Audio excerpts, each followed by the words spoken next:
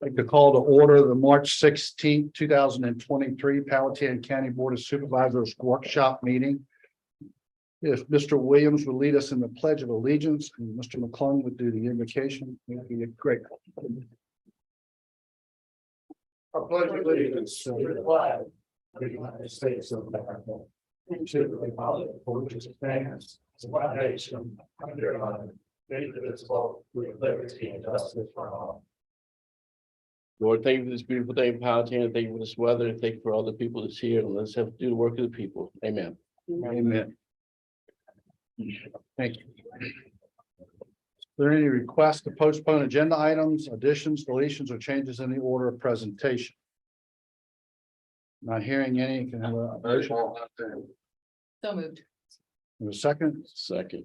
All in favor, say aye. Aye. Any opposed? County Administrator updates. No updates this evening, Mr. Chairman. Well, there's one update. You requested that we're going to have a 5 o'clock shutdown today.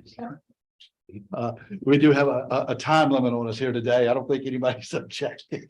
And the reason he wanted that's pretty important. It's extremely important. Share with us why it is, please. Yeah, my daughter wants to sing the national anthem in a talent show, so. I think that's fabulous.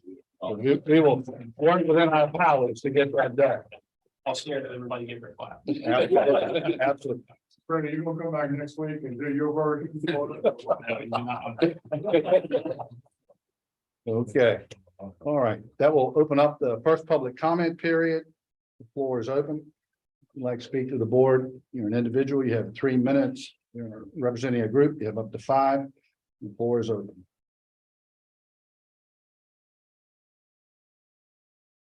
Anyone on Zoom? Oh, Hi, I'm Teresa Dobbins. And hopefully I won't have any questions for y'all today, but I was here to address my proposed budget. For the 9th year in a row, I've asked for a pay increase for my chief deputy clerk. And for the 9th year in a row, it's been left out of the budget. It was also left out of the last comp and class budget. So I'm asking y'all to reconsider that. Ms. Foley is here with me. We have done the statistics to prove that she is the least paid number 2 in the county. And I think there is some inequities there that need to be remedied. So I would just like for y'all to consider that in the budget. thank you, Ms. Dobbins. Anyone else? And Olive seconds it. All right, Olive. Anyone on Zoom? Yeah. Right here. Debbie Weir? Ms. Weir, go ahead. Good afternoon, members of the board. My name is Debbie Weir, and I live at 1501 Page Road. My comments today are both for the Board of Supervisors and the Powhatan Today. They are not about Page Road. Since the Board of Supervisors relies heavily on the Powhatan Today for notifying the public and publishing their public hearing notices, there needs to be additional avenues for the public to be notified of these public hearings. The Powhatan Today is only available at the Powhatan Shell, Goodwill, the main library, RHB Insurance, and the Community Driving School. It is no longer available at the post office or for home delivery unless you pay to subscribe. It is available online, but it does not have the same magnifying capabilities that you have when you subscribe to the Times Dispatch online. This makes it almost impossible to read online unless you use a smartphone instead of a computer to blow up print. I would like the county and the Powhatan Today to consider implementing the following. Number 1, for the county, in addition to publishing public hearings in the Powhatan Today, put a visible radio button or direct link on the county's homepage to all the public hearing notices for both the Board of Supervisors and the Planning Commission, for those of us who do not utilize social media to access information. In addition, if the county is not already doing so, put these same public hearing notices on all the county's social media feeds for those that get their information from social media. Number 2, that the Powhatan Today consider, instead of utilizing locations like the Stave Mill Crossing Goodwill, a driving school, and an insurance agency, they put issues in most, if not all, the convenience stores along Route 60 in Powhatan not just the Powhatan shell, as well as reinstating the post office as a rack location for print copies. With lack of easy, free access to the Powhatan Today right now, putting public hearing notices in the Powhatan Today is just going through the motions of notifying the public. The county needs to explore additional notification options for its public hearing notices. Since this is an election year, it is more critical than ever that the citizens of this county be able to be informed and have access to county news and public hearing notices posted by the county in the Powhatan Today. Powhatan citizens need accurate information about the candidates that will be running for office and the issues that the county is facing. Thank you for your time and attention. Thank you. Anyone else? Not having anyone else, we'll close the public comment period. Old business, Mr. Chardon. So continuing our discussion and evaluation of FY 24 county budgets. So tonight, the budget presentation and information we have was the original proposed budget that was based on a 75-cent tax rate. At your last workshop, the board that asked us to look at scenarios for 73 cents, both with and without PPTRA relief. So we're continuing to finalize those and we'll present those to you at Monday's workshop on the 20th. So understanding some of the things in here will change, but it'll give you a good idea of the requests and general proposals as to be funded so far. And Mondays will also include CIP. And then one quick note before we even through it, you'll see one line true up in salaries of benefits. So that's primarily where salaries have changed since FY 23. Maybe an instance where we had a vacancy, somebody left, and we filled that position either higher or lower than it was budgeted last year. Also, a large part of it is health insurance. In last year's budget for vacant positions, we averaged healthcare cost assumptions in there. For this one, we're returning to what we did previously, which is budgeting the highest, kind of assuming a worst case scenario that if we have somebody leave, fill that position, they're going to come back in taking the full family plan. So that's one reason you'll see an increase is we're just assuming worst case for benefits for these positions. Excuse me really quick. Did you say that's the true up? Yeah, so Okay. you'll see that. Okay. For some. Okay, this part, thanks. So yeah, then we'll just go through department by department, and we have a number of our department directors, managers, and constitutional officers here with us, as well as some on Zoom. Mr. Chairman, if I may, I'd like to ask a county administrator a question before we get started. And the question is also a request. As we go forward with the budget this year, I would like clarification on where we are with our cooperative agreements with constitutional officers. And we've brought this up at various points in time. But I think would be beneficial if we get closure on this. And what I'm asking you to do is to come back with where we are today with the constitutional officers and social services and the applicability of those social services come underneath the cooperative agreements. And your recommendations after conferring with the constitutional officers. I think we need resolution on that, because as we go forward, this has been hanging out there now for a number of years, and I think we need closure. Yeah, we'll work on that and bring back information. Yeah. Thank you, sir. Mr. Chairman, Yes, Mr. Cox. before we get started with individual departments, just Ms. Schubert, a question for you is, in looking at the personnel cost, does the personnel cost include the 7% salary increase? Or is that sitting as it did last year over in a different? It's sitting over in a bucket, Okay, standalone, so that until you guys make your decision as to what you're gonna fund. so if 7% goes through, these numbers, both because of salary and benefits, are understated. Yes, Okay, thank you. except, he did whisper in my ear, you'll see in a couple of slides that in social services fund and the utilities fund, you'll see that in there, but that's because it's a standalone fund. And so therefore, it is in its own bucket in that fund, but it got rolled up on your slides. You'll have to explain those when we get. You'll see it as its own line.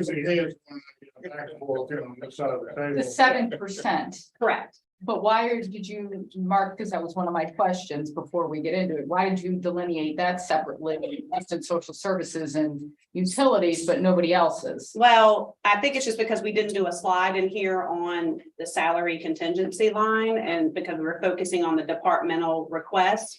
But in those funds, I have to budget separately in that, which then in turn affects the transfer from the general fund to those funds. If I leave it in the general fund and you pass it, then I have to come back to you and say, oh, I need to increase the general fund transfer to the utilities fund to pay for those salaries. So I try to make sure I put it in the right bucket to begin. And why do those come out of different funds? Because the utilities fund is required, it's an enterprise fund. Those employees are paid out of that fund, and social services is also paid out of its own fund. Okay. It's just accounting, that's all. It's just the Okay. way the accounting has to work. If we leave it in the general fund and then when I do the appropriation, then I have to come back and say, oh, wait a minute, we need to, it would just be moving money around. It would be taking it out of salary contingency, creating a transfer and increasing. And this is just to keep me from having to do a supplemental appropriation after the fact. Mr. Chairman, Go ahead, Mr. Williams. all right, I'm going to add to the confusion. You've set these contingency funds, for the 7% increase, so we may or may not hit, or we may or may not even approve. Correct. What happens to the contingency fund if we get down to the wire, we say, no, it's going to be a lesser number or a different number? Then I will go and do the math and adjust the transfers. So that gets adjusted out of the budget before we adopt the budget. Yes, sir. Everybody will know that. Yes, sir. Okay. Thank Mr. Chairman, Yes, sir, Mr. Cox. last year, not only was the prospective salary increase in there, there were 2 or 3 different things in a line called contingent, and I believe it was in admin. I think it ended up going in community development, Okay. and we isolated that in the budget book separate. If Okay, where is it only salaries this year?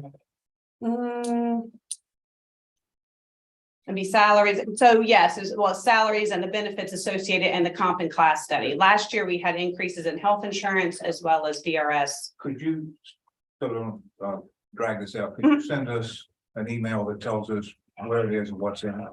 Right, thank you. you. And break it up by amounts.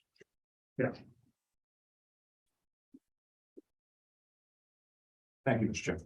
Absolutely, thank you.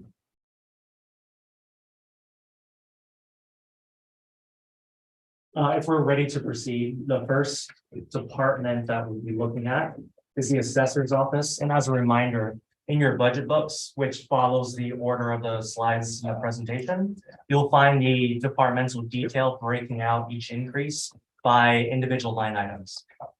So for the assessor's office, we have a total proposed budget of $385,000, a $49,000 increase, primarily coming from operational asks. Listed below, and we do have Jamie Timberlake here. If you all had any questions regarding that? If not, we can proceed to the next department.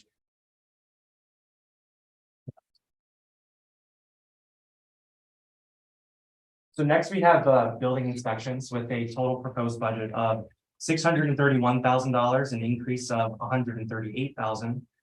There is a position request in this budget, a commercial inspector with a salary of $60,000, as well as certification pay and other miscellaneous operational increases. Were there any questions regarding this department? Yes, Yes, sir. Mr. Chairman. Yes, sir, Mr. Williams. Hey, we're requesting this commercial inspector because of business over the last how many months? Have we seen an increase?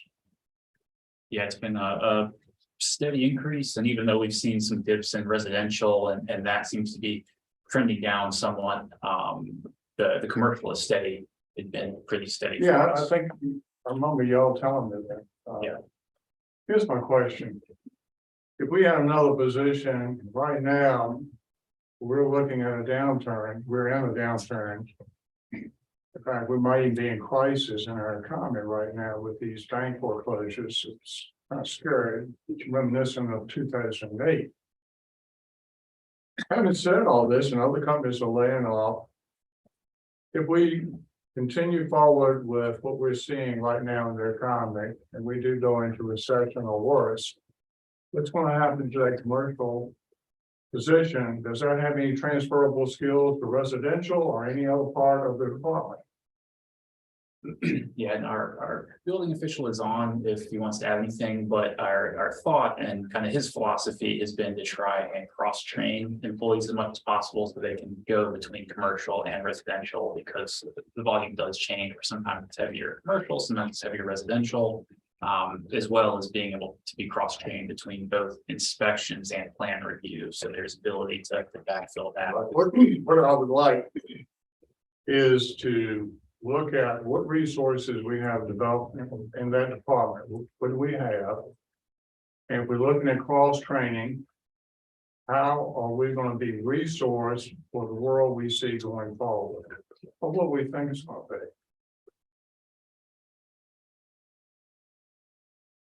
I'll work with him. Yeah. Give you some information. Thank you. Mr. Chairman, Yes, sir, Mr. Cox. as part of the explanation of the need for this, the question is, impact is not funded. Commercial projects will continue to have significant delays, especially when the building official is out of the office. So what kind of timeframes are we dealing with today? What kind of timeframes will we have as a result of bringing this person on? Where's that going to take us? But I'm particularly interested, this indicates to me that we've got a mess, okay? I'd like to understand that and where this position takes us in terms of going to the future, okay?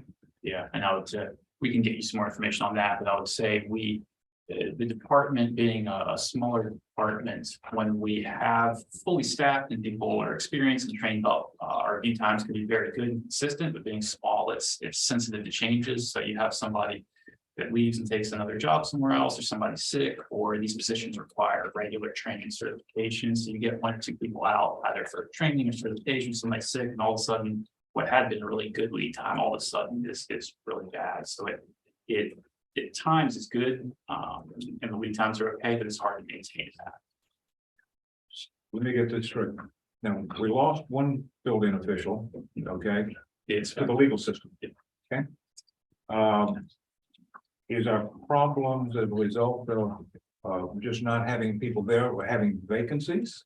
Or the count really up? I'd like to see some numbers. Okay? It's All I have is, you know, it's bad. And we need this to get better. I'd like a little bit more filler on it before I willing to bite off on a new body. I'm with you, Mr. Cox. Haven't we been using a third party? We do. That was something we worked with you all to approve, I think, last year as a policy that we could use. So we have third party available primarily for review. That's easier than inspection services, where if we're especially busy, an applicant to choose to go through a third party review to speed that up, or alternately, we could choose to fund it and send some plans to third party if we were finding our review times were getting lower. So that's an option that we still have to plug in, shave those review times and keep them down. One off here or there, it's not bad, but if the volume increased and it was something that we needed to do very regularly, then the cost of that can become the same as the position or more, at which time would be better to just have that in-house. But it is a good resource to trim those high points. And our inspector now basically does some of the reviews. Mr. Donovan is doing the reviews and he's doing these commercial inspections. So if he was doing less reviews, he could do more commercial inspections, right? And if there was a building inspector who's a residential inspector, who's not real happy with his money, he could have an incentive to go and work a little bit harder and try to get certification for a commercial inspector's license or certification, which is required, right? Yeah.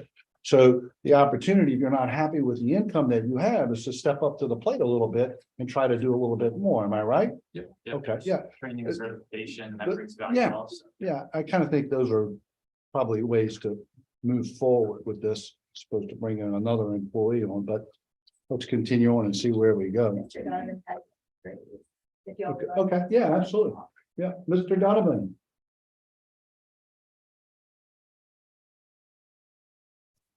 Mr. Donovan? Yeah, can y'all hear me now? Yes, sir. Go ahead. Yeah, so we actually have the commercial certifications built into the offer letters when we hire somebody. But it's just much more difficult to obtain those. So right now, we have inspectors, one of them is relatively new. And then both plan reviewers are still relatively new, so they still have to get through the residential portions of their required hire letter before they can move on to the commercial areas. But like right now, just to give you some comparison, I ran some numbers on the last 6 months versus the 2.5 months so far this year. And we're almost at the same amount of commercial permits coming in and almost the same amount of inspections that I'm having to go out to perform. So keep in mind that while I'm reviewing commercial plans and out doing the inspections, that takes me away from the job that I'm hired to do. So we're falling behind in that aspect. So I feel like there is a strong need for this position, and certainly right now we do have a need for it. But if you need any information, just feel free to get with me. I'll be glad to get that together for you. All right, thank you. Mr. Williams? Quick question, if you're having problems hiring somebody that has both certifications, why wouldn't it be just as difficult to hire somebody with just the commercial certification? Well, it's been a challenge on both sides. I mean, but we have been fortunate to get, 1 or 2 residential people each time there was a need for a reviewer and an inspector. And be able to hire them. Right, but what you said was typically they will have both certifications. I don't want to put words in your mouth, but it's hard getting somebody that has the commercial certification. It might have the residential, but not the commercial. Is that what I heard? Correct. Yeah, typically either somebody will have the residential inspection stuff or the residential plan review stuff, or the inspector for commercial, or the plan reviewer for commercial. It's hard to find somebody that has all of the certifications or both for either residential or commercial. Okay, thank you. You're welcome. I know from my perspective with the building, you guys, you generate income for the county, and I think you do a very good job of that.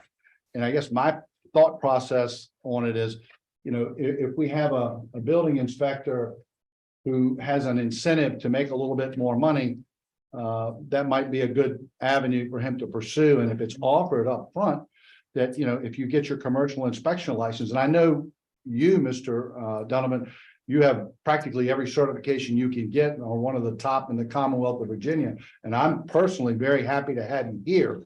But I think we might need to reach a little bit deeper in the bag and get a little bit more out of those who are there inspecting on the residential side now, and see if they can contribute a little bit more before we go out here and spend 93,000 because we're a little heavy right now.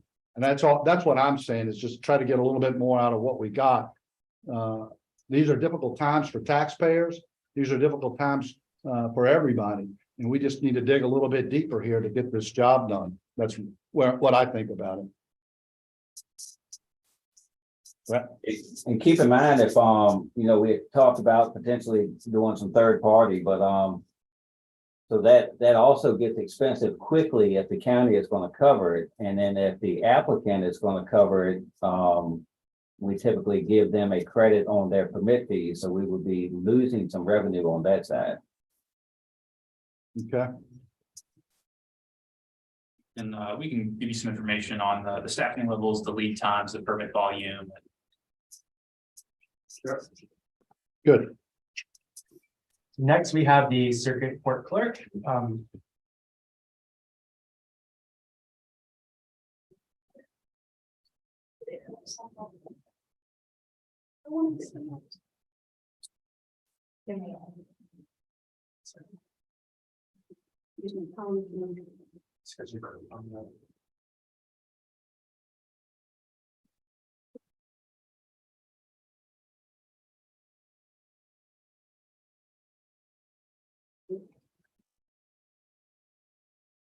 You just want to flip to the next page in the packet and we can get started. Sorry about that. So we have the circuit court clerk with a total proposed budget of $653,000, an increase of approximately $24,000, primarily from her operational increases, including some software upgrades in the office, as well as some mandatory courtroom upgrades. Mr. Chairman. Yes, Ms. Carmack.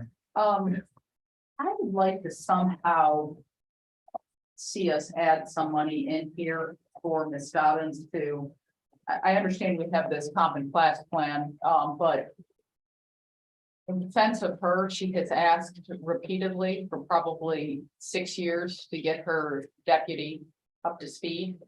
And candidly, I think it should be something, I mean, with this comp and class plan, we have no idea. I mean, we have a rough idea. It's going to be 6 months before it's completed. And then depending on how we determine to stagger out how we want to implement it, it could be quite some time. Her and one other officer are the only two that have ever come to me repeatedly over, you know, a single employee that they really, really want to quote unquote reward for high performance. I personally would like to see us add some monies into her budget to cover those costs. I don't know exactly what it is, but I think for fairness, equity, I don't think that would be certainly too much to ask for.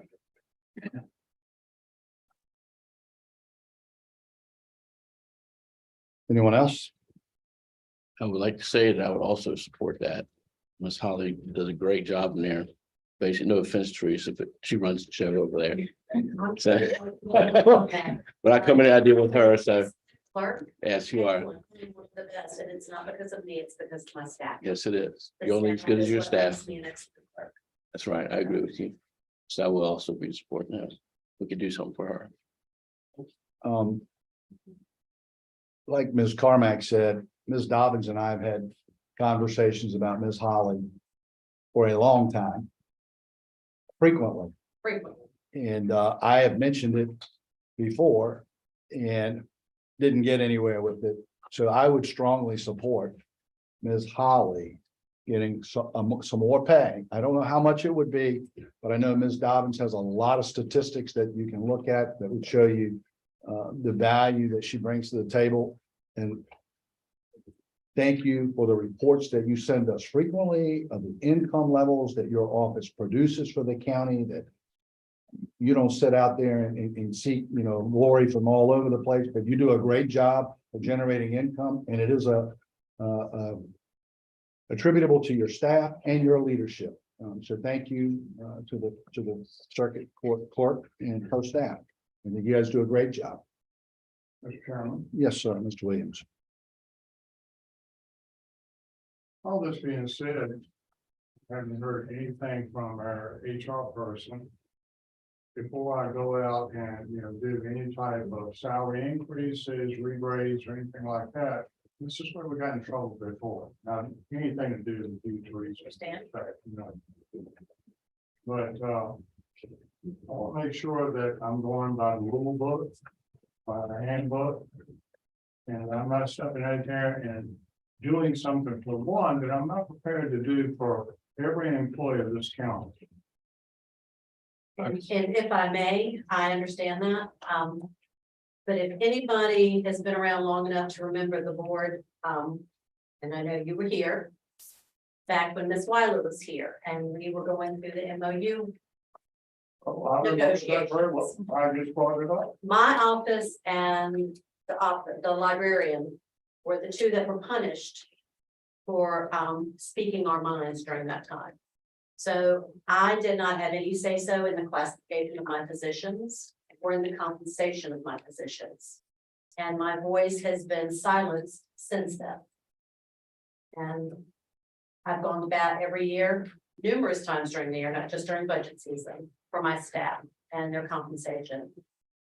And through the generosity of the county, we had the compression raises. Ms. Holy's staff that she supervises received 3 pay raises before she received 1, which narrowed the gap significantly. We were told, well, Ms. Holy needs a degree. Ms. Holy has a degree. Ms. Holy is a paralegal.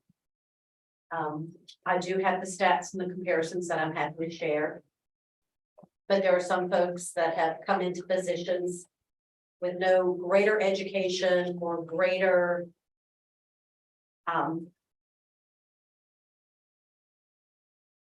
years of service or training or expertise in the field that have received her compensation or more. So it's disheartening to think that she could go to Chesterfield, Richmond, and Henrico and make what she's making now for a tenth of the stress level. She is me when I am out of that office. She is sworn in to have all of the responsibilities of the clerk of the circuit court. And according to comp board requirements and practices, she can make up to 90% of my salary. And Ms. Foley makes it about 50% of my salary, which is in the least paid number 2 in the county, makes 60% of their director's salary. So I think it's my staff being punished for the sins of the mother, not the father, from years ago. And that has continued to be a trait that I have tried to remedy and have changed.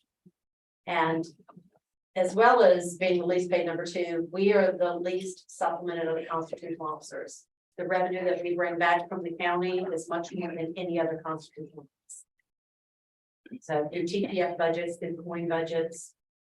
So that's my argument. Mr. Chairman, I'm gonna ask the HR director if she would provide us with more information.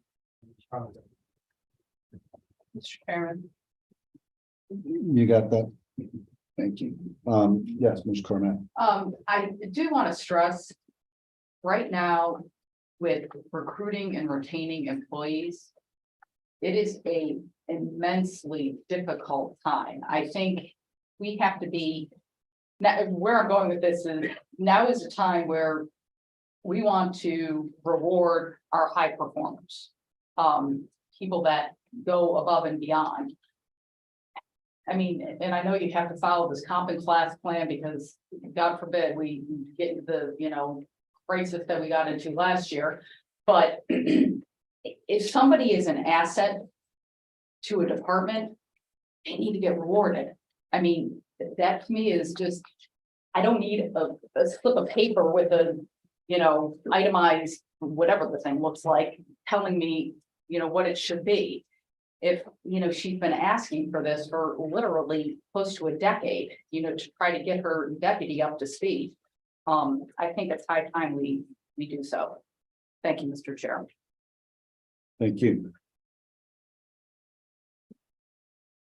I've got a question. When can we get that report? I'm sorry? Tomorrow? Tomorrow? Okay. Right along? Yeah, sorry. Thank you. I can send you mine this afternoon. I just want to make sure when we're going to get it. That's all I want to know. Okay, all right. Anyone else have any other comments? Brett, you want to continue on? The next department is the Commissioner of the Revenues Office. With a total proposed budget of $724,000, there is a position request within this budget related to the DMV office, the creation of the DMV office. A deputy clerk 2 at a starting salary of $40,000, as well as 5 stipends for existing positions for the DMV office. And to note, we will be we're budgeting $200,000 in revenue once the DMV office starts up as a starting number. Were there any other questions for Jamie's office? Got one. I'm excited about the DMV select coming here. Another one. Talked to many constituents. They're very happy. So very happy. Get it done. No. The stipends due to the extra DMV duties.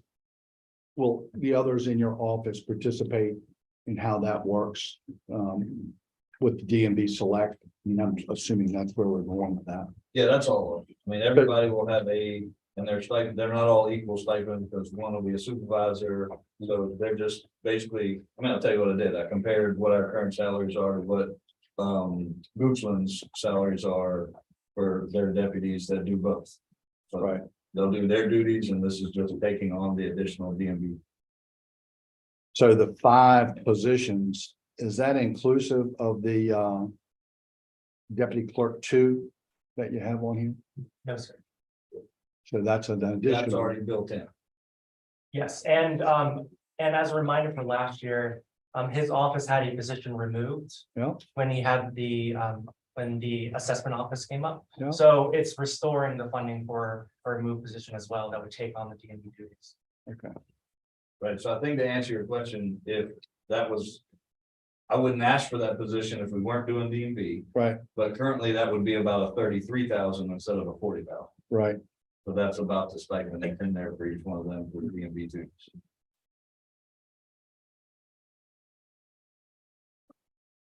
Mr. Chairman, Yes, sir, Mr. Cox. Mr. Timberlake, I just want to understand the numbers. Yes, sir. Okay. So with salary and stipend, it's 110,000.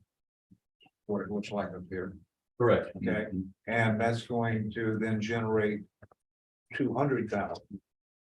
Okay, so the net's 90, it's not 200. it's That's 90. correct. And that's the start, not necessarily Where we end up. where we'll end up. Absolutely. Thank you. That's a gauge number based on the volume that Goochland does. And some statistics from their commissioner and her chief deputy who runs the DMV. And the number of people that come from zip codes. So I know Yeah, if you told them to budget for a decrease, if you take. they're okay. How many of those were coming from the 23139 zip code going to Goochland? A lot. Yeah, exactly. A lot. I'm thinking a They whole get- lot. They get the west end of Henrico. Right. And they get Powhatan. Oh, yeah. All of it. All I mean, of it. nobody's gonna go into Richmond to go to those. What's the DMV. time frame for you to be able to put that into operation, Jamie? So right now it's gonna be construction. I mean, we gotta redo our front office to be more, because now we have side cubicles. They need to be more of a front facing Mhm. space. So that would really be our, I mean, I could get it done probably with DMV in less than 3 months. Construction, we got, beams to deal with and all that stuff is what's gonna be there. And we have a meeting set up. Brett, when is it? Next 2 weeks? Yeah. Something's on the calendar with facilities to go ahead and get some numbers to see where that's gonna be. But I mean, before the end of the year. Is that something we can do in-house with facilities? That's what we're looking at. Okay. That's the first goal. If we can't, based on this study, then we'd have to go out and look at contracts, and that's gonna, of course, extend the time frame. And cost more money. Thank you. Okay, we have the Commonwealth Attorney's Office next.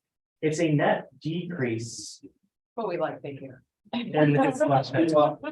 Good job, Olive and Rob.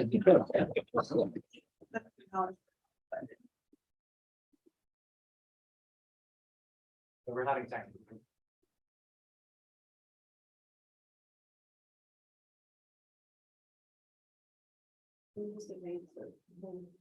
Wow.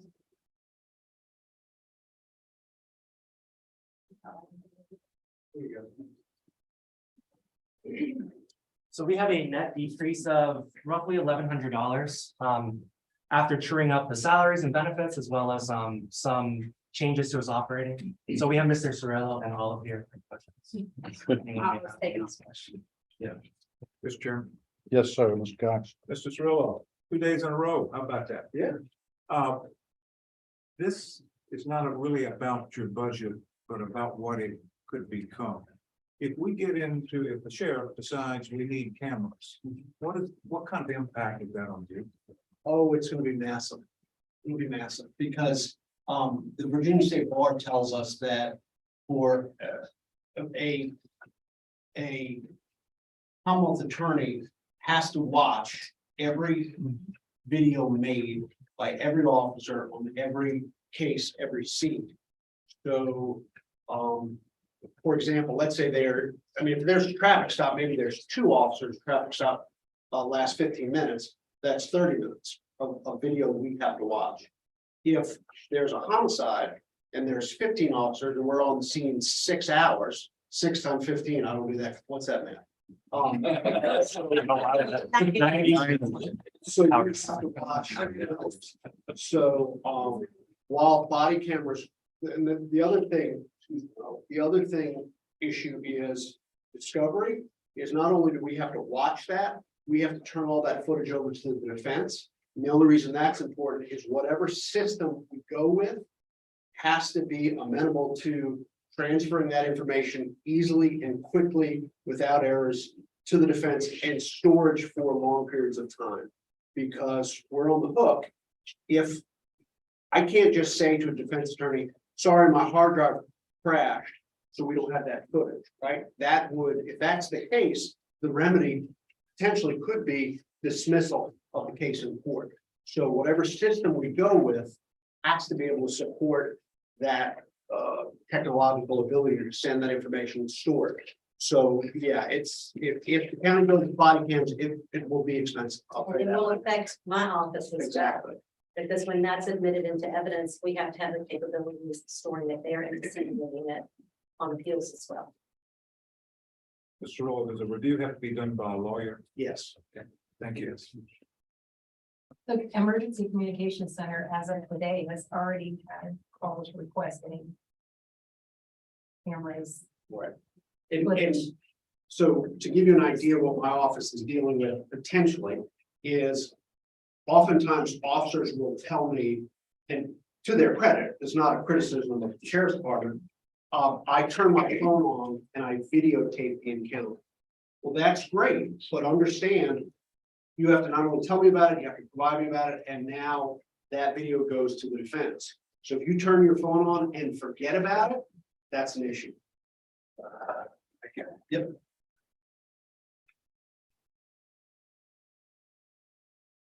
There are no further questions. We can move on to the county administrator's budget. It's a total budget of $616,000, an increase of $92,000. Most of that increase is related to the grant writer position. There's one position request with a starting salary of $50,000. There are also some operational increases, budgeting office supplies and the setups for the grant writer. Mr. Chairman, Yes, Ms. Carmack. I brought up the grant writer a couple of years ago, Brett.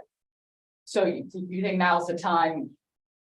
Yeah, so, Technically, a grant writer should be able to make their money, their salary back.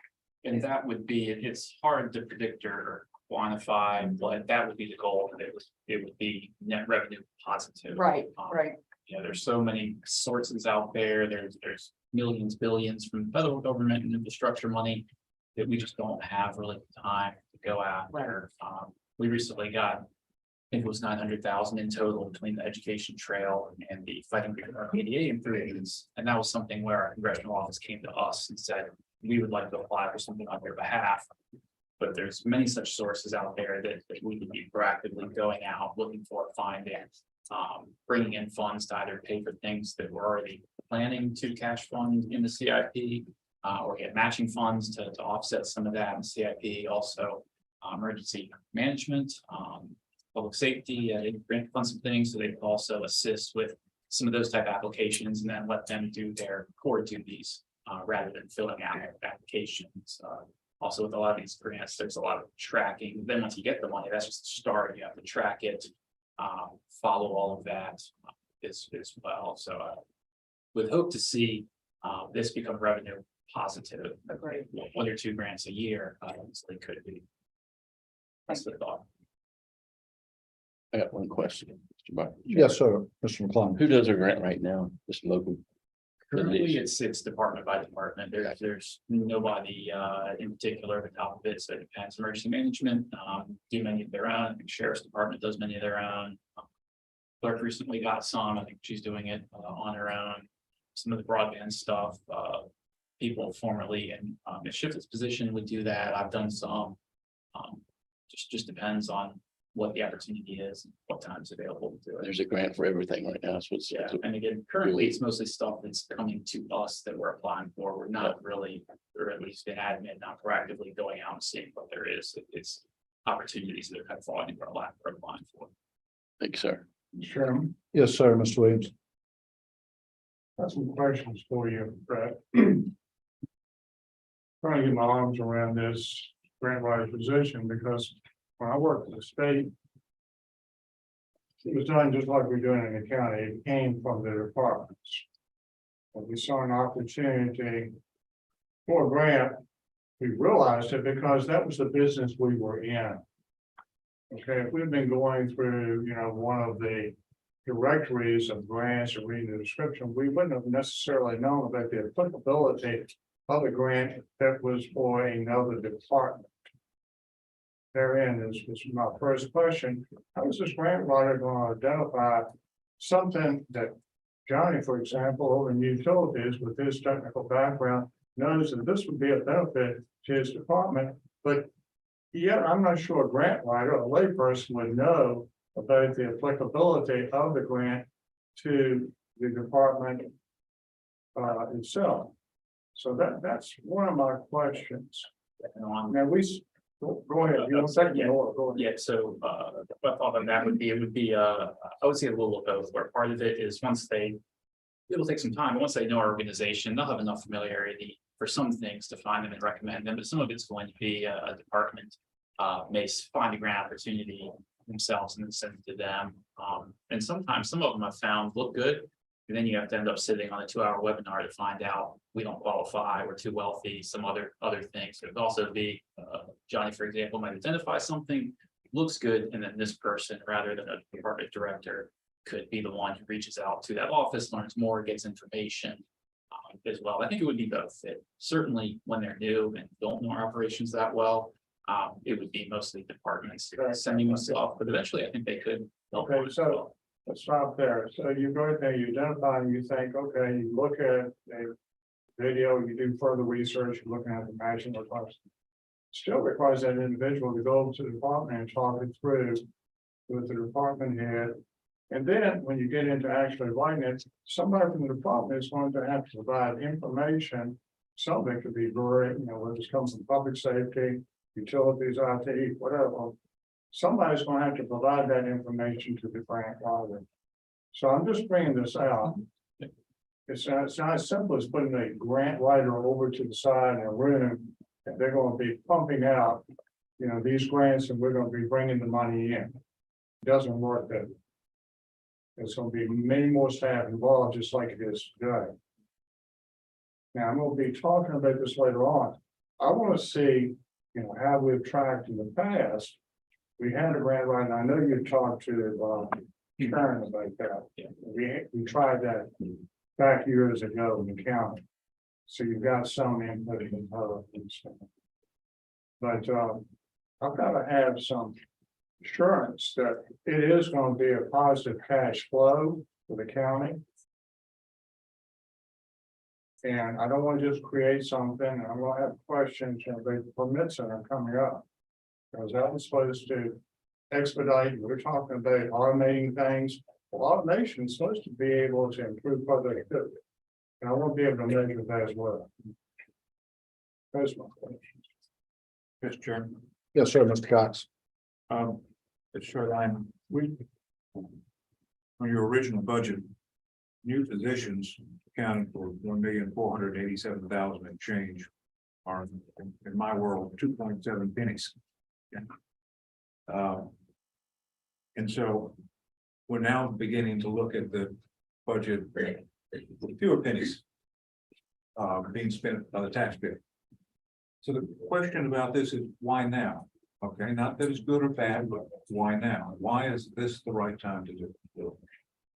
Yeah, and I think, I'm not sure there would ever be a perfect time or a magic time. I would have liked to have maybe seen us do it years ago. We would be further along with it now, but at the same time, there's nothing magical about this budget. So if it's not something the board wants to do this year, we can certainly do it another year. There's not a certain grant or anything that's looming that we would have to do with this. And in our budget and our modeling, we have not attached any revenue to this. I think it's too unknown. Maybe able to say, like the DMV office, we can more reliably say we think we're going to see 200,000 of revenue. This we're not showing anything because it's so hard to quantify whether it's $1,000 a year or $1 million a year. There's no way to know. with hope that there would be revenue to offset it and then some, but, yeah.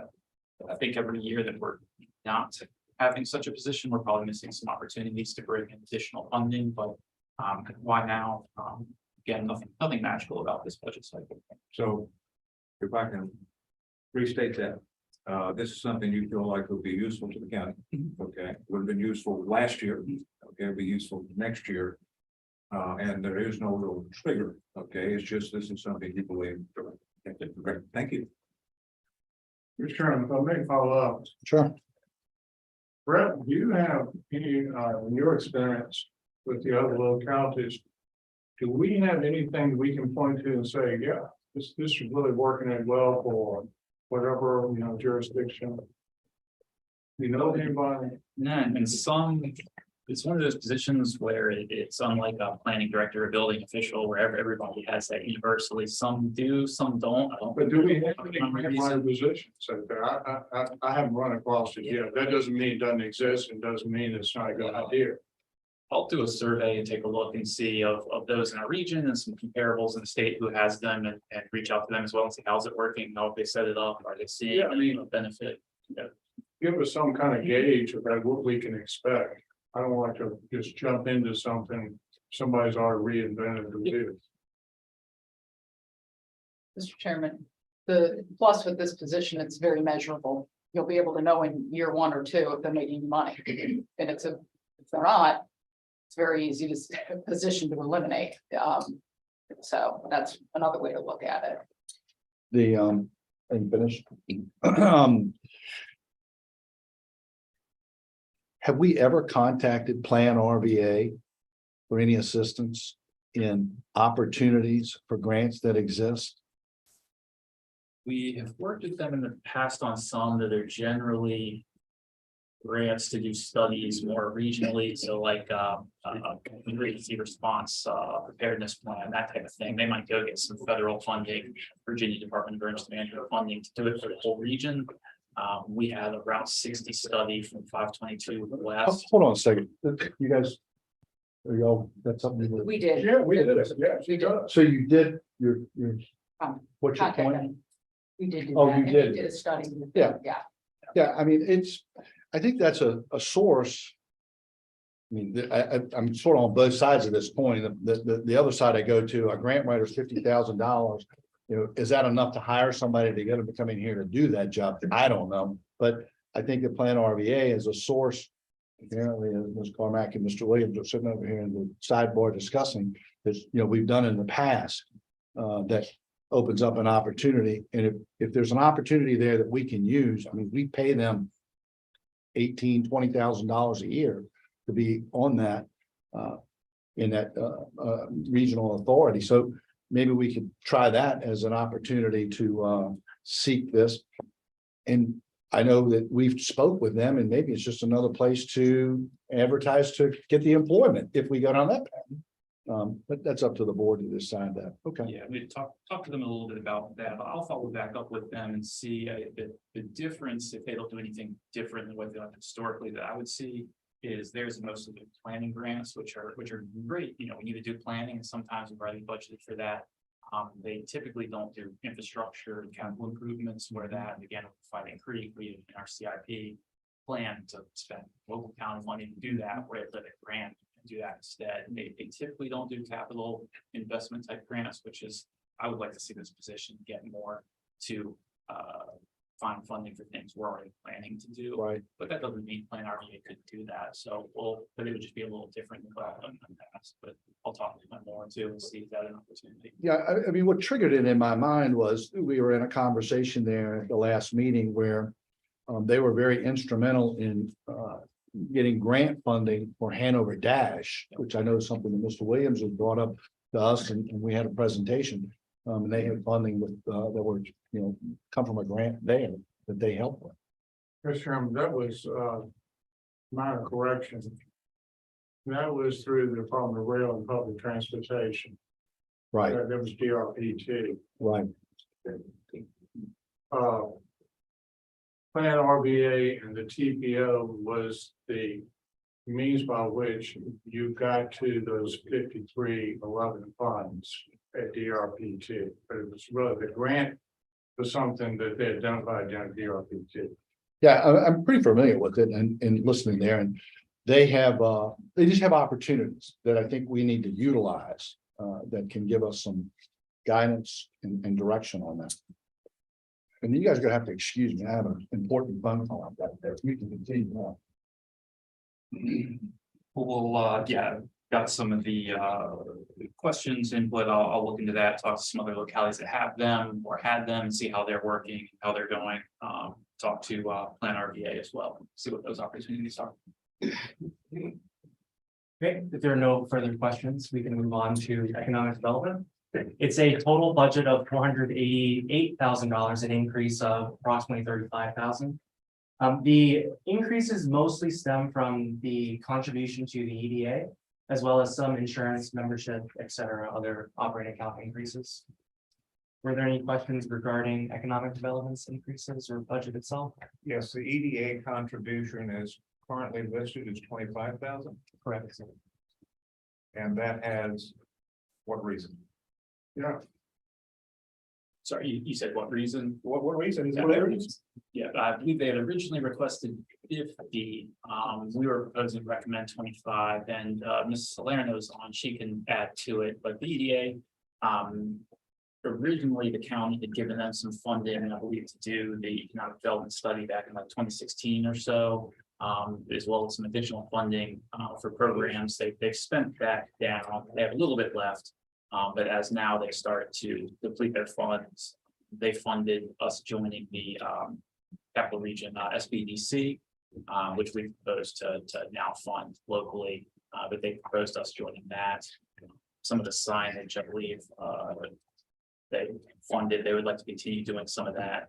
Also possibly looking at some programs to get properties higher up the tier scale. We have plenty of available properties for development, but so many of them are tier 1 and tier 0. Don't have studies done, things like that, and there's grants available that they can match or leverage to do something to further develop sites in the county. So I think that's some of the different things they would like to do. And In terms of process, why wouldn't we be looking at individual projects, things that they want to do, rather than giving them what essentially is a block plan? yeah, and that we certainly that'd be another way to approach it as well. I think we'd have to think about how we fund that. If there was an opportunity they proposed to the board and the board said, great, we like it, we do want to do it, then is there funding available in that year to do it, or do we need to come back at a future budget to budget for it? So this would give them the funding to do things more quickly, but the understanding it would be kind of a blank check with some unknowns of how they would use it. So to understand, you want some parameters to understand if we do it, this is what it's going to be used for. Mr. Chairman, Go ahead, Mr. Williams. you have a power. Yeah. You're Like I said, go ahead, Mr. Williams. all powerful. Yeah. I go back, I was just talking to Mrs. Carmack, we remember, years ago when she was chairman of the planning commission, there was a study done with part of the 25,000. This goes back a long time ago, long back when I was on the planning commission, where we just give them a bag of money, and the bag of money was used as however they wanted to use it. And I'm not saying anything bad about the CDA, because it's light years difference today than what it was. But I think we have a responsibility as stewards of the taxpayers' dollars to know how this money is going to be spent. And be in league with the expenditures of those funds, as opposed to, well, you can just go off and do good things in the name of economic development in the community. You're not going to do a whole lot with 25,000 to begin with. So I would much prefer that whatever the EDA needs to operate, to carry forward their mission, that we provide that funding. But if there's anything that they want to do as a project that we're looking to do as a county for economic development, that we come back to the board. Because as I was going, Mrs. Carmack was chairman, there was a study done that the planning commission and the board didn't even know about, where funds have been expended, and it was I'm not gonna go into it now, but it was something of very significance to the county. That the planning commission, and I don't think the board even knew that was going on. It's not worked out too well in some other localities, for example, in Chesterfield. Where the EDA goes outside of the governing body, and they can. I'm not sure that's what we want. No, and we've been very purposeful to try and have the economic development program be as in tune with the board, not get too far out of what the EDA is doing and the board's strategy. So that's agreed completely. Mr. Chairman, Yes, sir, just Mr. Chairman. upon your out. Yep. You're back. Back to the chair. That was brief. I apologize. 2 minutes. We passed the time. Felt good. Felt good. When we're looking at funds for the EDA, the board in the past gave them a piece of property, which is now the Habitat for Humanity. Okay, and that was a thought that development was going, that was not a permanent home for Habitat for Humanity. The development was going to occur there, and that was going to provide them with a source of funds. And development now is starting to happen there, okay, starting. And so one of the questions is, where does that fit in terms of money for them and their ability to do things that they might want to do? So, thank you, Mr. Chairman. Yes, sir, Mr. Cox. I may have missed something. What is the insurance on there? We pay the EDA's insurance with Bayport. Which is very, very small dollars. Okay. What you missed, Mr. Chairman, was discussion about what amounts of block grant, 25,000 to the EDA, and so we had a discussion. Okay. I'll work with Ms. Salerno and EDA and get some more information about specifically what they might want to do with those and the potential preference that maybe the board would rather have the EDA develop some of those ideas, concepts, pitch them to the board, and then if you want to fund them, think they're a good idea, then just fund them through economic development, which is under admin, not separate of the EDA or some other way.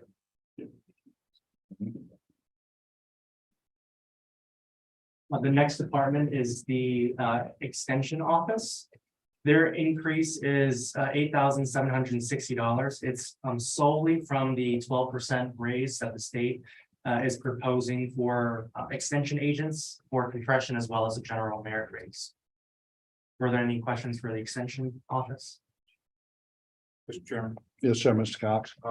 we pay for that or the state pays for it? Does Or is it shared? I believe it's shared. Chair, so that's the portion that is asked of the county to fill that. Okay. And that was, the General Assembly had, mandated that last year, and so this is what came out of that. Thank you.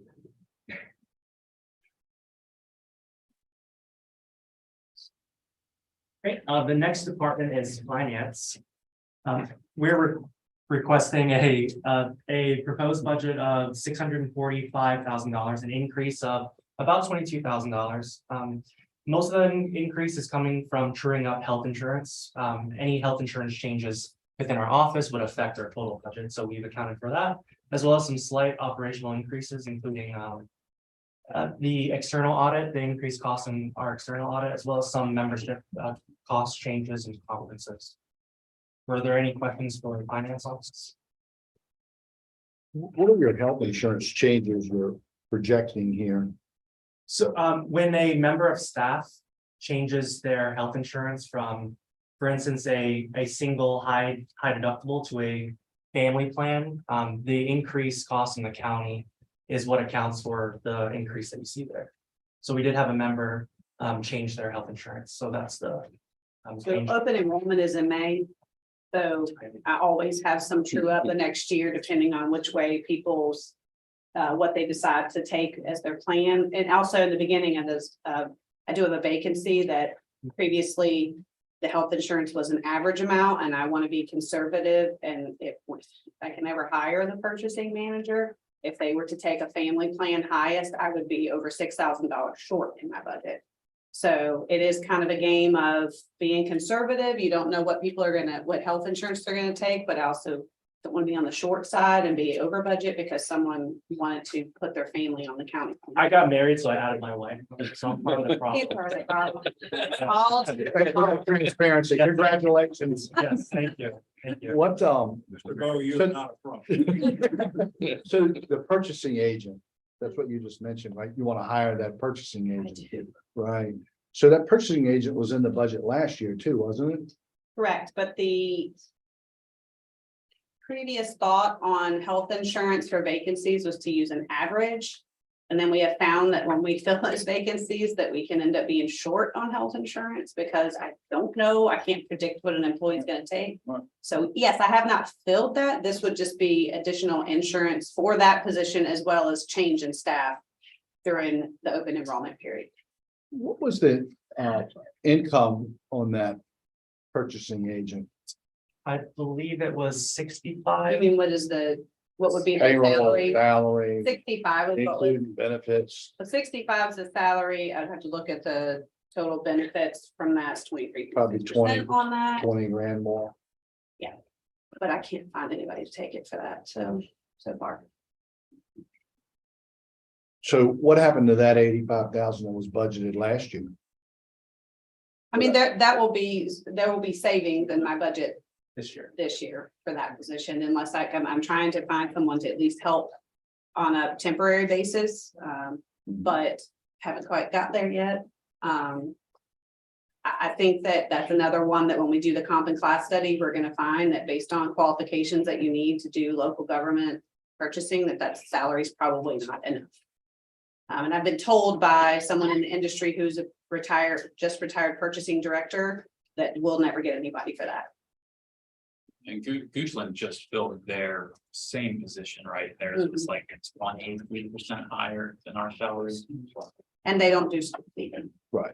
And this Schools is, have their own. this is a joint. We're adding everybody. And I was told very blatant by this retired person that probably at first we should focus on starting with the county, and then you may end up having to buy either add a buyer for the schools, or they'll have to.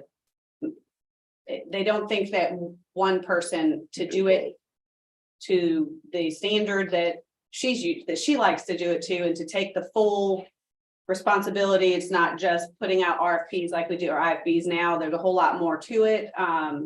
And she thinks that one person isn't really going to be enough. And we didn't know that going in. We were thinking this would be a great thing to have a joint venture with the schools, and I would still like to do that. And I think they're very much on board with that. I just think currently I'm not going to get anybody for what we put in there, but I didn't ask for more because I think I'd like to see how the comp and class, if I can find something temporarily, and then find the comp and class to see what it actually really should be based on the market. I don't want to guess at it. I really don't know. How many people have you had apply for it Really? over the course of a year? We didn't post it until December, I think, This past December, so. Okay, but that's 8 or 9 applications. I got you. Thank you. Okay, the next department we have is fire and rescue. It's a total proposed budget of 3.3 million. It's an overall increase of about $100,000, and that's because after truing up salaries and benefits, there's a net savings of about $55,000. That's from mostly health insurance changes, as well as when someone leaves and someone comes, there might be a salary difference. And there's $150,000 in operational increases, primarily stemming from inflationary cost increases, as well as a 50-50 grant for 2 Stryker stretcher auto load units. Were there any questions regarding Chief Warner's budget? Mr. Chairman, Yes, Mr. I Carmack. have a quick question. Regarding operational gear apparatus. When you, because I know you all get volunteers and then they'll come and you'll, what do you call it, fit them out or what? Yes, ma'am. Okay, Yes, let's Okay. have it here. so, and then they don't show up again. Which happens because you have kind of pure high attrition. You Yeah, don't- well, I'd say that 1 was fine. Okay, so 1 in 20. So that gear that you spent $1,000 for or whatever. I have no idea if it's thousand or five, $3,000. $3,000. Do you reuse that? Yes, ma'am. Okay, I just wanted We to, just don't stock it, and the other parts of our turnout gear is, it has a life expectancy of 10 years. So okay, in 10 years, we start rotating through. We have probably over 300 sets in our inventory throughout the county. And so that's on a continuous replacement schedule, so to Okay. speak. And so if we have somebody who does not show back up or turns their gear in prior to that 10-year mark, it goes back into our inventory, and we try to reissue it and be as cost effective as possible. perfect, thank you. Chief, I've got a question. And I don't want to put you on the spot, but I probably am. If you don't know the answer, that's fine. I would like to know the answer. How much do we spend at the bus shop or transportation facility, whatever you want to call it? I don't know off the top of my head. I want to say it's just over 50, what we spend and Yeah. our department spends. I think it's just over $50,000. I guess my frustration with the bus garage is we had a significant price increase for our repair work by hour from them in the last budget year. So that's part of our cost. They must be running it like a business now, However they want to run it, I but it's gotcha. like, when, in the past administration, we had, I think there was a signed document that it went up to $77 an hour for repair work. Right. And I think we were in the 50s the year prior to Yep. that. So that's a. It sounds right. It's significant increase substantial. To us. Yeah, it As to the other departments with a large fleet, our fleet's fairly significant. I agree. And so I'm sure we'll get to the sheriff here in a minute on his large fleet. Do you know what the outside services cost is for fire and rescue? Where they can't work on it at the bus shop and We they said, typically, Mr. Biley, we typically have a little over $150,000 in our maintenance and operating budget for repairs. So the remainder of it will go to our outside vendors. 2/3 is outside. 2/3, and that's just a guess off the top of my head without having any data in front of me, sir. Mhm. I would love to see us get to the point where we're at least 50% spent with our transportation facility, and there's just some work they will not do for us, and it's a little, it's too technical because it's pumped, they don't have certifications, Mhm. and or it's too heavy lifting. When I say that, it's like a motor replacement in a the transmission or something in a large apparatus that ties up their time where they're not being able to service other portions of the fleet that they can get to quickly. Understand. Thank you. Yes, sir. Mr. Chairman, Yes, sir, Mr. Williamson. first thing I want to say, Phil, is thank you. Because I don't know what your budget would look like if you weren't here and we had to continue on the trend that we were going with a full-time paid staff. The sheet I had in front of me would look very different. So that's my first comment. The second comment is we seem to be bringing up, at points in time, the bus garage, how well we doing? What's it costing? We don't know. I don't know. Until we do some type of study here in the county, look at the bus garage, we won't know how well we're doing. Or where maybe we need to make some changes. So I hope that will be coming at some point in the future because it continues to come up. And I think it's time that we went ahead and addressed it. And the discussion will be, how do you want to do it and when do you want to do it? That was my comments. Mr. Chairman. Thank you, Mr. Williams. Mr. Chairman. Yes, sir, Mr. Cox. Chief, Yes, sir. you know my interest in your volunteers. Yes, sir. We've got increased volunteer benefits in here. Could you give me some feeling for what we're doing for those folks? That we're giving them more. Oh, absolutely. Well, and it's not necessarily that we're giving them more, is that we're getting more volunteers. So obviously, we have to spend more on them. And when we say, Wonderful problem. do what? Wonderful problem. Oh, it's a fantastic problem. It absolutely is. But when we have what we call an active volunteer, one that meets our point requirement for a year, 37.5 points.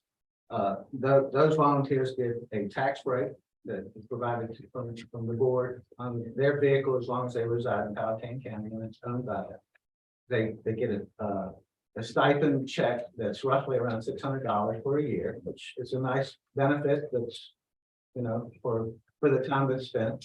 And then they also get a uniform allowance of $200. So we look good and look uniform, so to speak. So, and, you know, having more volunteers is a good thing. And Money well spent. Yes, sir. Thank you. Thank you, Mr. Cox. If there's no further questions, the next department is human resources. Their proposed budget is $254,000, a roughly $10,000 increase. It's primarily stemming from increased contract costs in our health consultant. Previously, we divvied up the costs of our health consultant per department, but we're now consolidating it within human resources. There's a couple other operating changes. We reduced tuition reimbursement slightly based on utilization and some other miscellaneous operating accounts. Increasing. There are no questions for human resources. We have our IT department next, a roughly $1 million proposed budget, an increase of $124,000. There is a IT technician position within this budget, as well as 2 position changes / promotions. And aside from that, their operating increases are primarily for their maintenance and service contracts, licensing for various softwares that we use in the county. Mr. Chairman, Yes, Ms. Carmack. how many IT technicians do we have right now? I don't think we have any field positions at the IT technician level. So are you asking more about how many IT staff or at that entry level IT tech position? So is that, if that's an entry level position that you're That's correct. considered entry level at the time?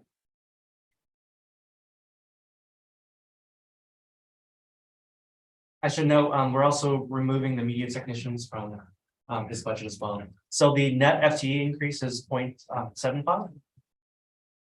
Since the media technicians, the total pool for them was a quarter of a position. Where are they? Odd bodies. Mr. Chairman. Where are they going? We're contracting out, I believe. Using the existing media tech budget will be also to the production thing, the same vendor that they'll provide those production services. So we're in the process of squaring that up. Okay. Mr. Cox? Help me with production services. What does that mean? The camera operation, audio visual setup, that whole thing, instead of that being an in-house responsibility, we're going to let the AV professionals handle that.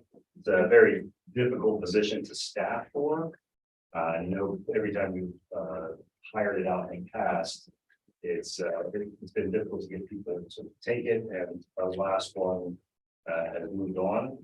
So it seemed like an opportunity to increase the professional broadcast type experience. That's in the last line, operational. Primarily maintenance and service contract, is that where that is?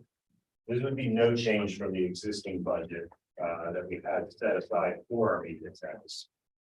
So we're hiring a third party. And we expect, we've had some difficulties at our meetings, so we should expect that this will eliminate those problems. I hope so. Yeah, That's the hope. I mean, that's no, their yeah, job. I understand. Yeah.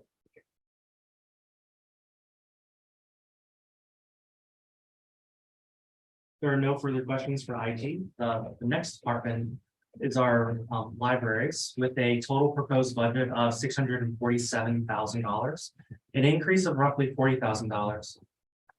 And there is a personnel change. We're proposing to combine 2 part-time positions into 1 full-time position, a full-time librarian with a salary just under $45,000 start. And their operating budget is essentially flat. As far as the increase. Mr. Chairman, Yes, sir, Mr. Cox. I understand the 2 part-time positions. That's consolidated, and you want a librarian. Now, librarian in your world has a very special definition. Yes, Has to be state certified, correct? yes, there's an education component and certification. Okay, roughly a master's degree. Yes. So the question is not the position, but why a librarian? What function, since it has a higher educational component, means more money, I hope, think that they're educated, and probably harder to find. So why do you need a librarian versus another employee? I don't understand why the nuances of Right. being a librarian and what skill those bring to your operation that would otherwise be necessary. So that report I sent it to you all, I was hoping would explain that more. We have a certain amount of work that's done by librarian level people. And it's usually such that we've been educated more like the technical cataloging that we do to translate code into what you see on the catalog when we're searching for items and what makes it more easily retrieved by patrons who are putting in just keyword searches. There's all kinds of technical sides of things and things like that, but also there's training in literacy training, Lexile levels, different age appropriate programming, and they're project managers, they write grants. The incumbent of one of those positions that I would like to combine is finishing up a master's degree herself. She's kind of a grow your own project in a way. She's lived here all her life and she's gone to school and she's working for us now. And she actually has been doing some of that level of work. She just sent a grant off yesterday that she wrote for us.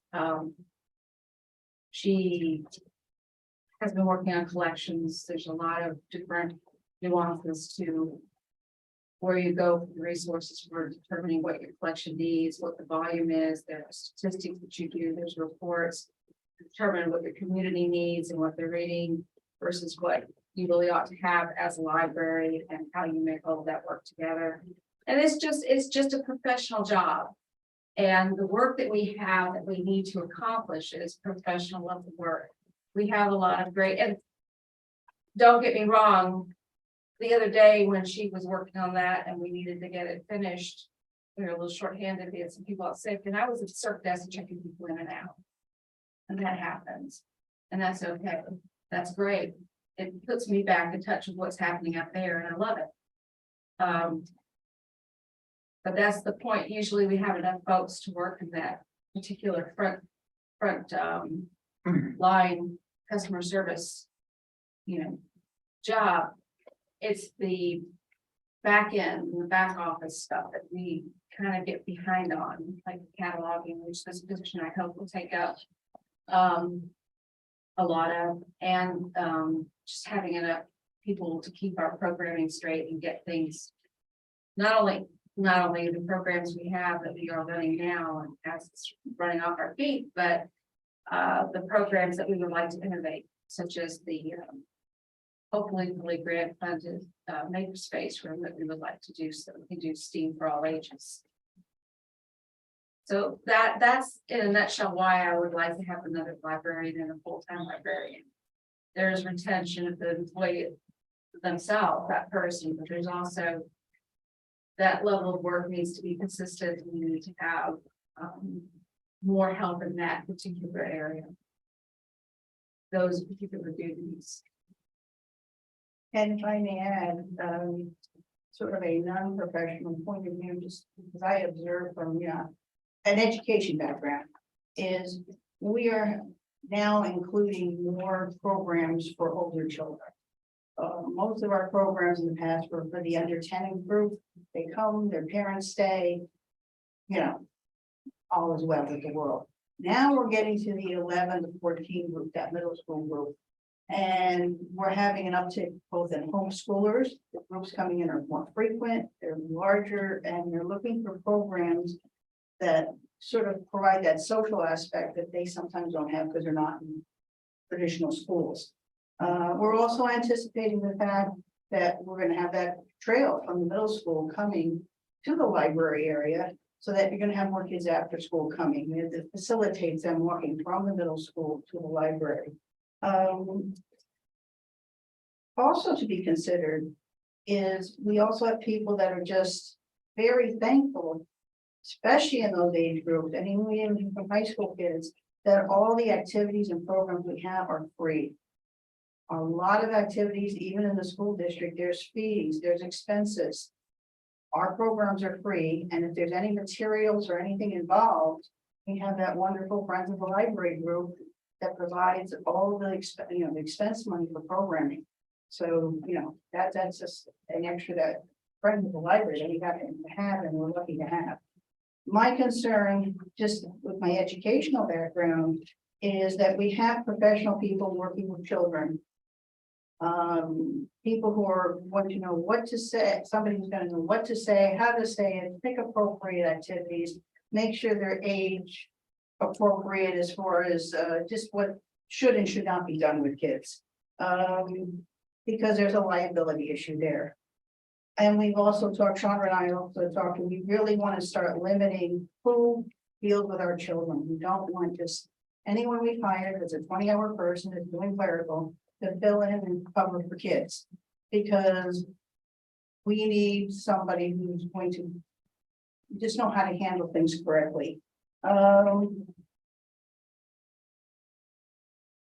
One of the things we intend to do moving forward is probably to have this particular individual, along with her other duties, if we can't allowed to hire her, would also be primarily responsible for that age group, that 12 to 14, 11 to 14 group.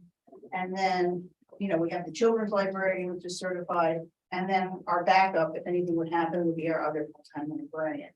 And those three people, in addition, they all have background checks like we normally do for all county employees and drug testing. But we would additionally are planning to add the fingerprint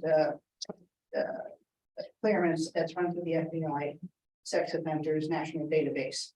Every time you pick up the paper, even right here in Powhatan, unfortunately, you're seeing things that which we weren't seeing. And I don't care how lovely somebody seems, I think for our protection, liability wise, that if something does happen, you can say we did due diligence. That the only people dealing with the children are professional, they have background checks, they have fingerprint checks. So I'm looking at it from that, a lot from that point of view too. That it's because there's a lot of children's activities or young adults or teenage type programming that we have to be just very carefully with now. Okay, great. Thank you. I have a question, Mr. Chair. Yes, sir, Mr. McClung. The salary you have for the librarian is 44,000. The average salary for a librarian in Virginia is what, 56,000, I think. This is a junior librarian, an assistant librarian salary that we were. So it should be full-time assistant librarian. Yes, with a library degree, but an assistant librarian. So what I'm afraid is we got a comp plan coming when it comes in. It sees the librarian at 44,000. They're gonna go up quite a bit. Well, realistically, regardless of what that document says, librarians don't always reach those levels in practice. But I would like to also just remind you all that we are filling in 2 jobs that are roughly 35,000, roughly 35,000 together that we pay for already. Our state aid that we get from the state of Virginia, which is restricted to certain categories, we can use it, but we are using 25% of it as we are allowed to towards salaries this year so that we can afford it. You get that every year? We get it every year. Every year. It comprises about 22% of this budget that you're looking at now. Of our state aid. And it may do more.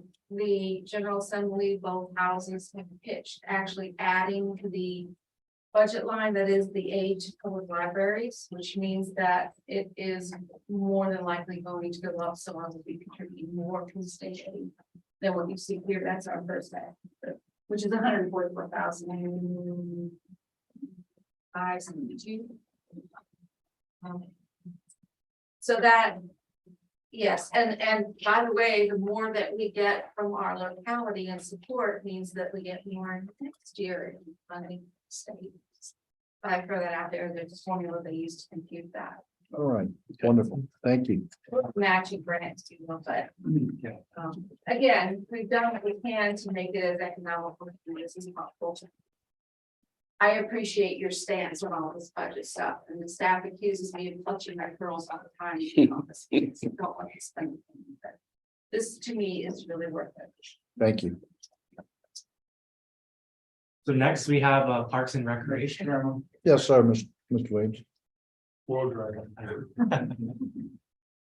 May I get an organizational chart from y'all, just a simple organizational chart with the squares and lines with people's name, their title, and then with the different people and the different, blocks, programs that they're assigned to.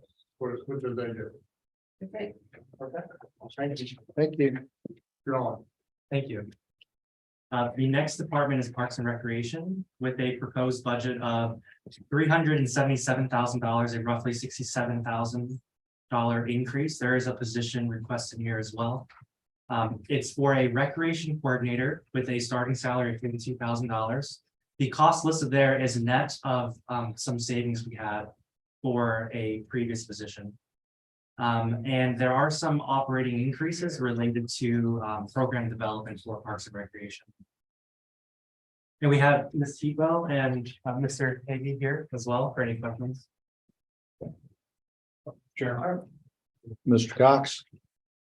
could you explain the recreational coordinator net of recreational manager share? I don't know what that means. Explain that. So currently, we have a recreation manager that left us. Yes. And with Megan re-looking at the department, she preferred to have an athletic coordinator and a recreation coordinator. So we've filled one position, used the previous recreation manager's salary that covers that, but there's still savings from that position that will help offset this new position. I had asked, I don't know where it is.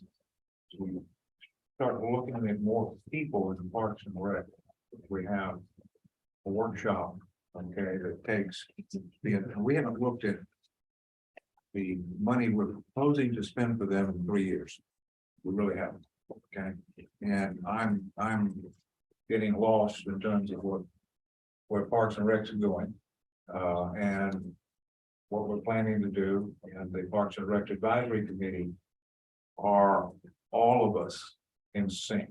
Okay, I don't know if we're out of sync. I know that I feel reasonably ignorant. I don't like that. So I'd like more information. That's. Mr. Williams. I'm going to echo Cox's comments. I'm also going to echo Mr. Tomek's comments from previous years, which I share. We wanted a recreation department where for years we've talked about how we could do things and resource ourselves to do things, programs like we see in other counties. We see people leaving the county to go do things with their families in other counties in the summertime. And we ask ourselves the question, why can't we do the same thing here in the county? So going back to my fellow board members' questions, and I believe, the same kind of desires we do that I have, I would like to see a plan where we're headed in that direction finally, where we're going to be looking at 1099 programs in the summer. But we're going to be looking at how we capture revenue from tournaments. Again, something we've talked about for years. And I've also had former county administrators say, well, a certain percentage, and that fluctuates and depends on who you talk to, that you should be taking in as revenue from your Parks and Rec. And I don't think we're doing that today. So I'm looking forward to going forward and hearing from a new leader in Parks and Rec and how we're going to go forward with a plan to make those things come forward going in the future. And if there's things, that we're gonna need to add more positions in the future to accomplish those things, I'd like to know that as well. I don't want to just know about it this year. I want to know where we're going in year 2 and year 3 as part of the plan.